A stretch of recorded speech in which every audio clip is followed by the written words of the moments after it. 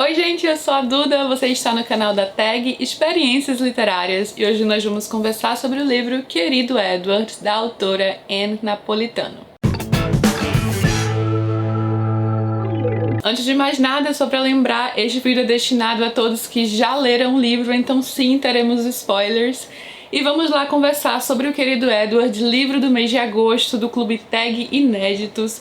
Um drama que tem um grande apelo emocional. Aqui nós temos um garotinho de 12 anos, único sobrevivente de um acidente aéreo que matou várias pessoas, incluindo seus pais e irmão. É um tipo de premissa que já chama atenção pelo teor dramático envolvido, já podemos esperar algumas lágrimas de uma história desse tipo. Quando eu peguei esse livro em mãos, eu achei que nós iríamos acompanhar de cara já o desastre aéreo acontecendo. Eu já estava me preparando psicologicamente para isso, né, para as emoções que viriam de um momento assim, e depois disso achei que seria a história do Edward, toda essa parte pós-tragédia, pós-trauma e reconstrução. Então eu posso dizer já que eu achei bem interessante a estrutura narrativa que a autora escolheu dar para este livro, porque no final das contas fez certa diferença.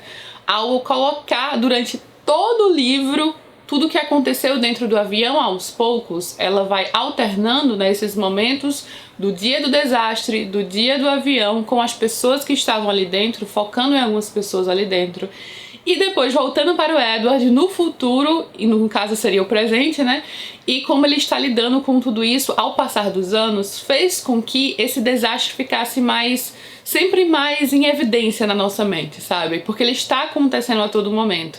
Uma coisa que vítimas de grandes desastres e tragédias com esse tipo de trauma, por exemplo, tremendo na vida, vivenciam ao passar dos anos, até o próprio Edward menciona, é que parece que isso aconteceu há pouco tempo, não conseguir superar, não conseguir esquecer, sempre trazer isso à mente. E a gente pôde se aproximar um pouco do Edward até nesse sentido, porque o desastre também estava acontecendo a todo momento, né? A gente acompanhava, então as lembranças estavam também bem vívidas na mente do leitor, vai dando certa agonia à medida que a gente sabe que aquilo está se aproximando, até uma vontade de que aquilo pudesse ter sido evitado. Eu ficava pensando que talvez seja uma história que possa até dar um gatilho para algumas pessoas que já têm medo de viajar, sabe? De fato, isso passou muito pela minha cabeça. Porque é uma tensão que a gente sente, né? Já que a autora vai descrevendo também o que se passa na cabine do piloto.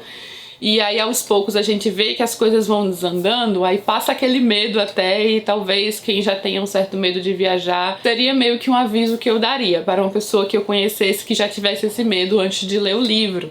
Porque às vezes determinadas histórias talvez podem intensificar alguns medos.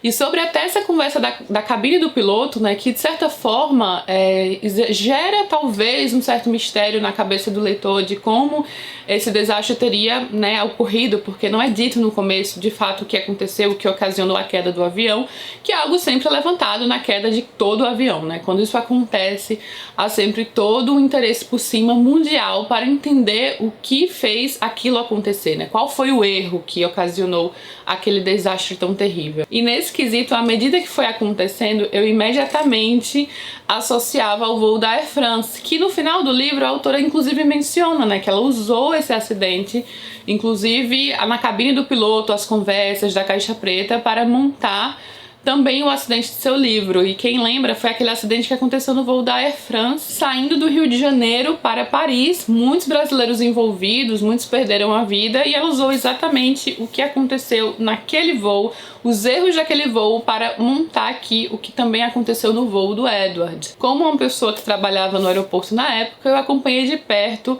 essas questões, então eu lembrava muito bem dos erros que tinham acontecido naquele voo, e quando foi acontecendo aqui no livro, imediatamente eu pensei, é exatamente igual ao voo da Air France que saiu do Rio de Janeiro. Também é uma história inspirada em outro surpreendente caso real sobre a queda de um avião que apenas um garotinho holandês de 9 anos, se eu não me engano, sobreviveu. Ele perdeu os pais e o irmão, e todos no voo também morreram. Então ela, a partir do momento que ela viu essa tragédia, ela também teve a inspiração, teve a motivação para escrever a história do Edward, como também um garotinho nessa posição, né, o único sobrevivente. E aqui a questão dessa carga, né, de você levar essa carga de ser o único sobrevivente de algo que matou tanta gente, também é uma das questões trabalhadas.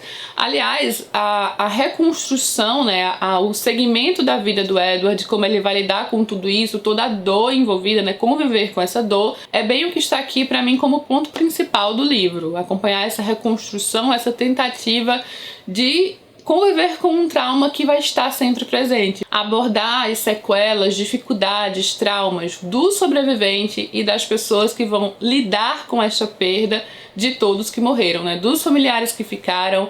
Isso é algo que tá bem no âmago desse livro, que eu diria que é o ponto principal, inclusive. E nesse quesito, eu acho até que o desenvolvimento do Edward em si foi satisfatório. A gente percebe todos os problemas e dificuldades que ele precisa lidar na vida, crescendo com tudo isso, com essas memórias que sempre retornam. Porém, as pessoas ao redor, eu diria que não foi nada muito aprofundado. Eu gostaria de ter visto talvez um pouco mais de páginas, mais um aprofundamento psicológico nesse sentido, não apenas do Edward, mas da família e das famílias. Eu acho que é algo que passou um pouco rápido na história e que não tem um aprofundamento assim maior, e que talvez fosse um diferencial até no envolvimento emocional também. Ele tem sim sua carga emocional, eu acho que esse tipo de história sempre vai despertar emoções, mas em alguns pontos eu realmente teria gostado de algo mais aprofundado. Por exemplo, ele tem uma ligação muito forte com a Shai, a sua vizinha, mas eu também não conseguia me conectar muito com essa relação, que também teria sido algo mais interessante, dependendo da forma como fosse desenvolvido. Assim, pra mim não funcionou tão bem. Talvez tenha sido algo particular meu na história, mas eu realmente não me conectei nessa relação entre eles, e que é algo que se estende por o livro inteiro, né? Basicamente é a única pessoa que ele consegue se conectar mais profundamente após o acidente é justamente a Shai, e é importante também na sua cura com o passar dos anos. E sobre isso do passar dos anos também, eu acho que foi algo que a partir de determinado ponto no livro passou muito rápido, foi muito acelerado. Foca em determinada idade e depois os anos vão se passando e que você mal sente, sabe? Então também foi algo assim, um pulo que a história deu, e que as próprias cartas inseridas, eu acho, a partir de 70% do livro, sabe? Algo que tá no título do livro, Querido Edward, e as cartas só foram inseridas bem próximas ao final da história, tipo no último quarto da história, sabe? Então também teria sido algo mais interessante se um pouco antes, ou também se o livro fosse um pouco maior. Então eu acho que eu senti o final desse livro meio apressado.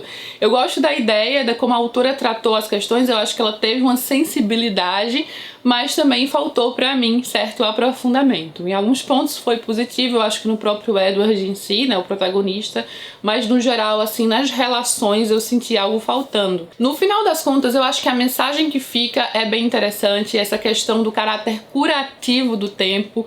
Por mais terrível que seja a experiência, né, a gente pode esperar que a dor diminua um pouco, talvez. Não que ela desapareça, é necessário sim conviver com a dor, aprender a conviver com a dor, mas que a vida segue, então esse ciclo contínuo, e o consolo que também podemos encontrar nas pessoas ao redor, nas pessoas que nos amam, que se importam conosco, nas amizades, na família. Realmente aprender a viver com essas lembranças dolorosas, tentando dar o seu melhor, também tentando recordar das partes boas, né, de manter viva aquele amor, aquele vínculo, sem que isso cause um colapso psicológico, né, porque eu imagino que depois de um desastre seja difícil lembrar, seja difícil pensar, mas que o tempo ajuda nesse sentido, até de você se agarrar às coisas boas e lembrar dos melhores momentos. Falando tudo isso, eu fico pensando, falar é fácil, né? Porque a dor que vem nisso aqui, eu acho que realmente é imensurável. Perder alguém na família, de qualquer forma que seja, é imensurável. Então, é um livro sobre perda, sobre luto, sobre trauma, mas também sobre seguir com a vida, conseguir conviver com tudo isso e tentar dar o seu melhor. A cena final em si, com a sua sensibilidade de estar ali naquele local, que é um monumento, uma homenagem às vítimas que morreram, e de enfrentar aquilo, de estar ali com alguém que ele ama e que se importa com ele, e o ciclo da vida contínuo, né? Até a gente vê um pouco do vislumbre do futuro, que ele terá um filho ou uma filha, não lembro agora, que no final das contas é uma mensagem extremamente necessária e importante em livros que tratam justamente de morte, luto, perda e de novos começos. livros. Eu espero muito que vocês tenham gostado da leitura. Vamos adorar saber aqui embaixo o que você achou, quais foram as suas impressões da história. Conta aqui, vamos conversar. Se gostou do vídeo, não esquece de curtir aqui embaixo, se inscreve no canal da Tag para receber os vídeos em primeira mão. Beijo enorme a todos e até a próxima!